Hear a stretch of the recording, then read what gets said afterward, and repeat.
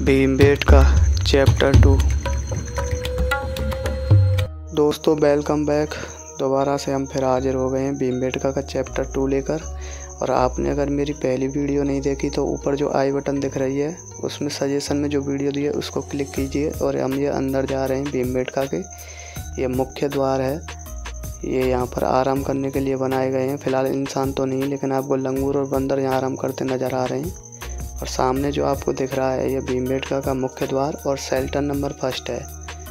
दोस्तों जो भीमबेटका है वो हमारी उम्मीदों से भी काफ़ी सुंदर निकला और ये काफ़ी अमेजिंग था। ऐसा लग रहा है यहाँ पर हम दूसरे ग्रह पर आ गए हों। ऊंची ऊंची चट्टानें और खूबसूरत पेड़ और सामने बड़ी बड़ी गुफाएं हमारे सामने जो दिख रही हैं, उन्हीं के पास हम जा रहे हैं और देखते हैं कि क्या नज़ारा होता है। ये भी हमारा फर्स्ट एक्सपीरियंस है ऐसी चीज़ों का देखने का। तो दोस्तों जैसे ही मैं इस चट्टान के पास गया तो मुझे काफ़ी मज़ा आया, क्योंकि ये चट्टान थी ना इतनी ऊंची थी और ऐसी लग रही थी जैसे हमारे ऊपर ही गिर जाएगी, लेकिन ऐसा बिल्कुल कुछ नहीं था। इसके नीचे एक गुफा बनी हुई थी और हम यहाँ पर जा रहे हैं। सामने आपको दिख रहा है ये बोर्ड, और ये देखिए आपको ये आदि मानव के जो कुछ स्टैचू आपको दिखाई दे रहे हैं, ये दर्शाते हैं कि यहाँ पर इन्हीं लोगों ने जो चित्रकारी बनाई थी। देखो सामने एक महिला और अपने बच्चे के साथ और एक पुरुष जो अपनी फैमिली की सुरक्षा कर रहा है। महिला खाना बना रही है और बच्चा इंतज़ार कर रहा है कि कब माँ खाना बनाएगी। तो ये दर्शा रहे हैं उस टाइम पर क्या हुआ था, कैसे लोग रहते थे और किस तरह से वो सरवाइव करते थे। इसी को जानने के लिए हम आगे बढ़ते हैं। और देखिए सामने आपको ये गुफा दिखाई दे रही है। यही भीमबेटका की सबसे पहली और प्राचीन गुफा है, जिसे देखने के लिए हम आपके साथ बने हुए हैं। और आपको जो दिखाई देगी, देखो ऊपर आते हैं हम थोड़ा सा, ये हाथियों के चित्र ये इन्हीं आदि मानवों ने बनाए थे और अपनी भावनाएं व्यक्त की थी, क्योंकि उस टाइम पर यहाँ पर हाथी ज़्यादा मिला करते थे। तो दोस्तों अब वहाँ आगे दूसरी शेल्टर के पास चलते हैं। तो इन बोर्डों के द्वारा समझाया गया है कि कौन सी चित्रकारी किस कारण थी। यहाँ कुछ आपको दिखाई दे रहे होंगे, ये पूरा विवरण यहाँ पर दिया गया है। किस टाइप से ये खोजबीन हुई थी, किस तरह से ये हाथी वाले चित्र सबसे पहले खोजे गए थे, जिनको देखने के लिए हम आए हैं। देखो ये आदि मानव ने ही बनाए थे उस टाइम। यहाँ समय गुजारने के बाद अब हम थोड़ी देर बाद यहाँ से रवाना हुए और हम बढ़ रहे हैं दूसरी चट्टानों की तरफ और गुफाओं की तरफ, जो हमें काफ़ी एक्साइटमेंट में डाल रही थी कि वो कैसी होंगी। ये शुरुआती गुफा इतनी अच्छी है, इतनी ख़ास है, तो अंदर का नज़ारा कैसा होगा।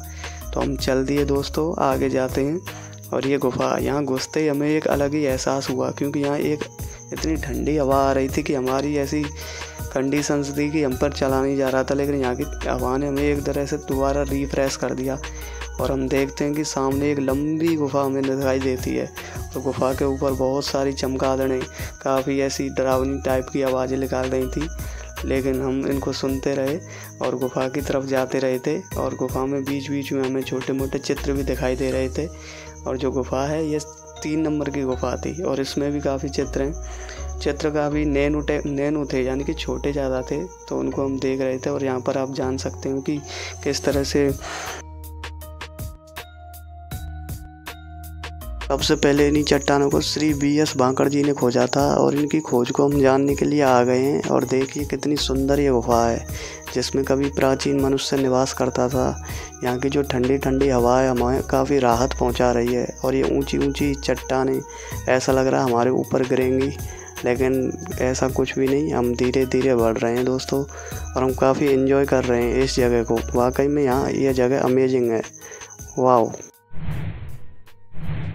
बैठा हुआ हूँ भीमबेटका की गुफाओं में, ठीक उसी तरह से जैसे आज से काफ़ी हज़ारों साल पहले जो हमारे आदि मानव थे ना, प्रागैतिहासिक काल के जो मानव हुआ करते थे, वो भी अपना सर्वाइव यानी कि ज़िंदगी ऐसे ही गुजारा करते थे। गुफाओं में आते, ज़िंदगी जीने के लिए उनका शिकार करते जानवरों का और अपनी भावनाओं को व्यक्त करने के लिए यहाँ पर क्या पेंटिंग बनाया करते थे।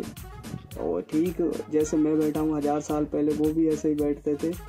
और इससे बेहतरीन जगह मुझे कहीं मिली नहीं आराम करने के लिए।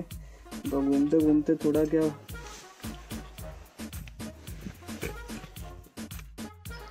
कभी आदि मानव इन गुफाओं में शिकार करता था, खाना खाता था, आराम करता था। आज का मानव भी इसी गुफा में खाना तो नहीं खाया, आराम कर रहा है।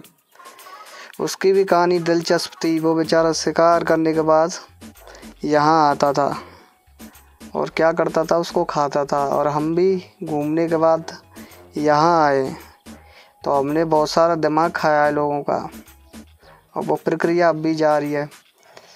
तो बेचारा वो आदि मानव और हम में ज़्यादा डिफरेंस नहीं है, खाली वो जश्न में रहता था और हम टेंशन में रहते हैं। वो अगले शिकार का इंतज़ार करता था, हम अगली मंजिल का इंतज़ार करते थे। वो पत्ते पहनता था, हम टी शर्ट पहनते हैं। लेकिन ज़िंदगी कहीं ना कहीं उसकी हमसे बेटर थी यार। क्या मज़े थे उसके, आराम से इसी गुफा में यार, एसी की ज़रूरत नहीं, कूलर की नहीं, इतनी गर्मी थी और थोड़ी देर बाद यार कितनी ठंडक मिल रही है यहाँ पर।